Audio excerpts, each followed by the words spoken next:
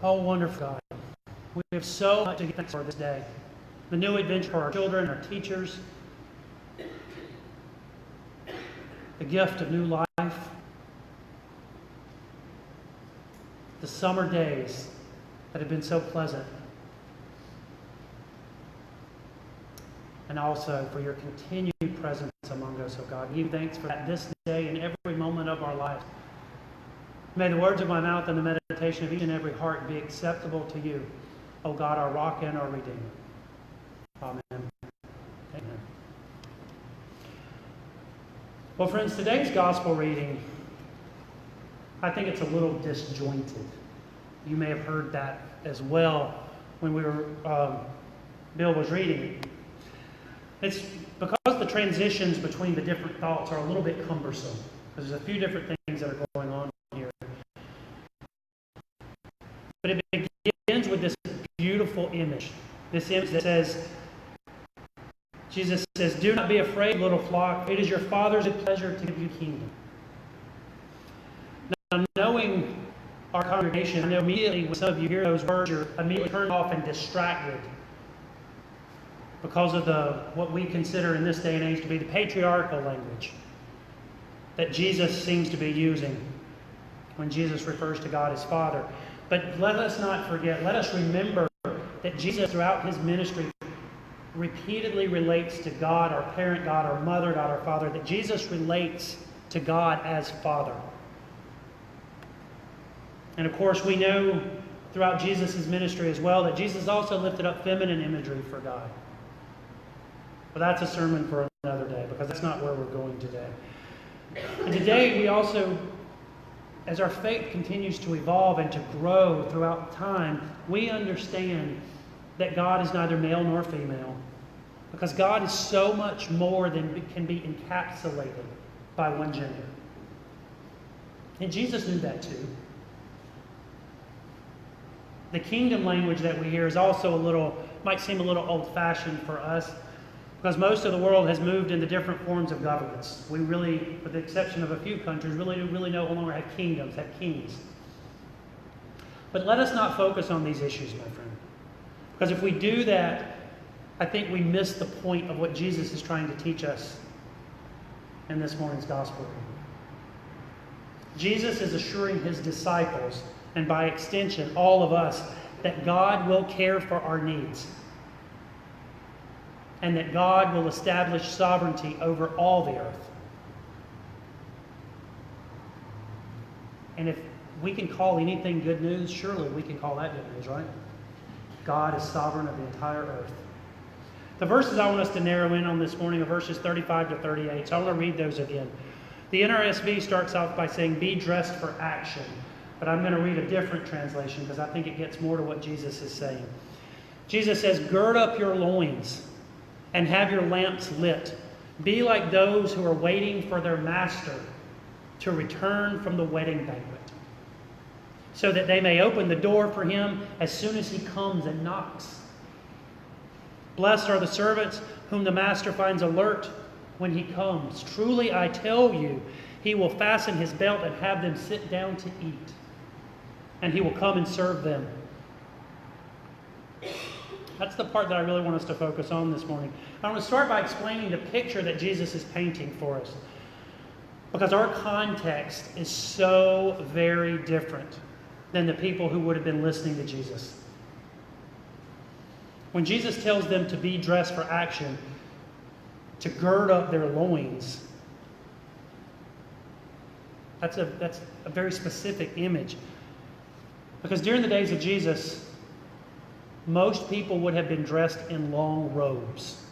There's nothing formal about that. That was simply the style of dress. So when Jesus tells someone to gird up their loins, there's two meanings for that. There's a literal and a figurative meaning. The literal meaning is that someone has on this robe, that they're to pull it all up, tie it into their belt, so that their legs are free, so they can do work, so that they can get hard at work. And the figurative meaning, of course, behind that is just what the NRSV translation is saying. Get dressed for action, because we're about to get to work. Now, Jesus continues the picture of a wedding banquet. And in that, when a man was married, the image he's trying to evoke, the custom of the day would have been for his servants to stay behind and prepare for the master, for the man to bring his new bride back after the wedding celebrations were complete. Now, the servants their job was to wait there for that couple, not knowing when they would return. They're not supposed to go run errands. They're not to fall asleep. They're not to take a break. They're just supposed to wait. And in that waiting, when the master comes home, when the man comes home with his bride, Jesus is saying that he would be thrilled because all of his servants are waiting for him and have everything ready to greet him and his new bride. Now, these two images are kind of briefly talked about. These would have been well understood and immediately recognizable to the audience that Jesus was talking to. This was a very familiar cultural image to his followers. And it continues to speak to us today, I think, as well, by reminding us of the importance of being faithful. By reminding us that we should always be prepared to welcome Christ. Now, Jesus is specifically speaking of this time, the end of days. It's kind of an end of days prophecy that Jesus is saying, that we're all always to be ready for the inbreaking of God into the world.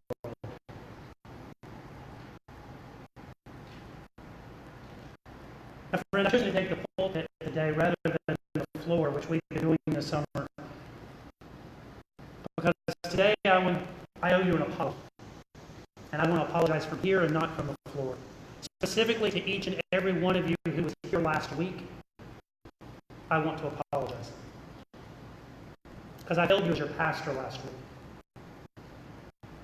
Over the course of my weeks and my days, it is my sincere and true hope to spend time in prayer and to reflect and to do what is best for our community, even when sometimes those things are hard for us all.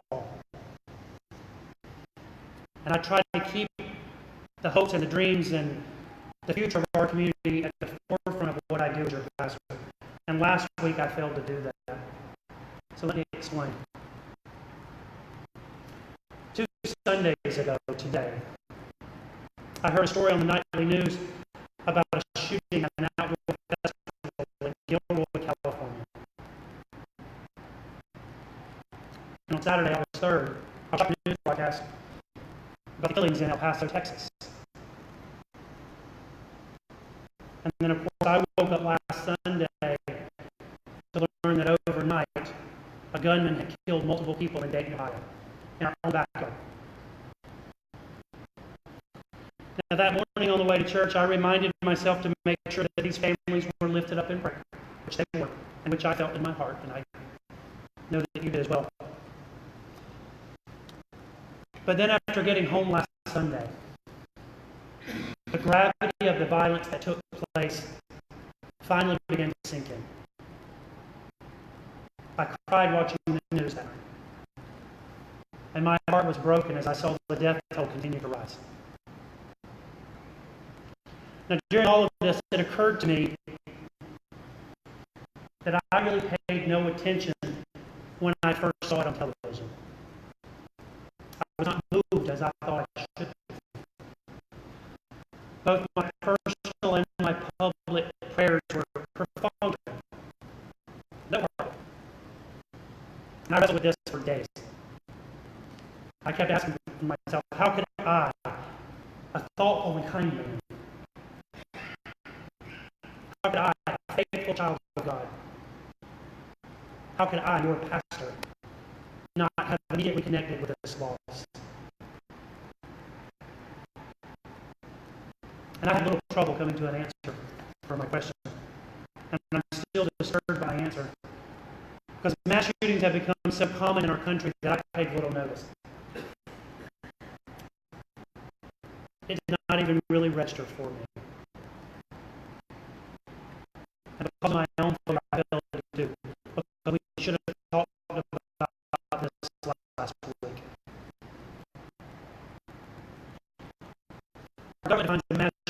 at least 40 out, with the exception of the gunman. As of right now, there have been 255 mass shootings in our country since January the 1st. We only had 224 days this year. We've had more mass shootings in the United States this year than we have had days. And these shootings, we know, are just the tip of the iceberg of gun deaths in our country, most of which are suicide. But the terror that these violent mass shootings instill in us and in our world is different. It is palpable. How many of us gathered here that have wondered, not if, but when will this happen in Cleveland? How many of us have wondered if this might happen in our own church? And I don't say that to frighten you. That is simply the reality of the world that we live in. And I know that's also a reality that many of you in this congregation have talked to me about privately. I know I have personally lain awake nights after the violence in Sutherland, Texas, where 46 people were shot in their church. I've had arrests after 11 people were killed in their synagogue in Pittsburgh. Friends, lament is a biblically ordained practice. We don't spend enough time in our laments, and we need to spend more time there. Lament is about expressing our deep sadness, our grief, our regret, our worry, about expressing all of these things to our God. We often turn to the book of Psalms when we're looking for comfort, but 2/3 of the book of Psalms are lament. We even have a whole book in our Bible called Lamentations that teaches us how to lament to God, how to express that sadness and grief to our Creator. Jesus was known for his Lazarus. His prayers of lament, his last night in the Garden of Gethsemane. Perhaps more reminding myself than for you, but I think we all feel pain, feel the terror of this silence together. And my heart is broken, and I do not know what to do about that. Sometimes our lament can turn into complaints. But that is not what our lament is meant to do. Our lament is meant to lead us into prayer, which is meant to lead us into action. I don't know what the answers are to stopping this violence. I don't propose to all of you here this morning, but I do know that Jesus teaches us to care for our neighbors. And friends, our neighbors are being shot to death in cold blood across this country. Our neighbors are being terrorized, living in fear. Some of them not wanting to leave their homes. Others of them will be burdened the rest of their life with painful memories of being shot and yet surviving. Now, if you believe this violence was caused by movies and video games, then work to change those things. If you believe that these shootings are a product of mental illness, then work to create a mental health system. If you believe that guns are inherently violent, then work to change that. Our prayers are meant to lead us to change in our hearts, which are meant to lead us to act.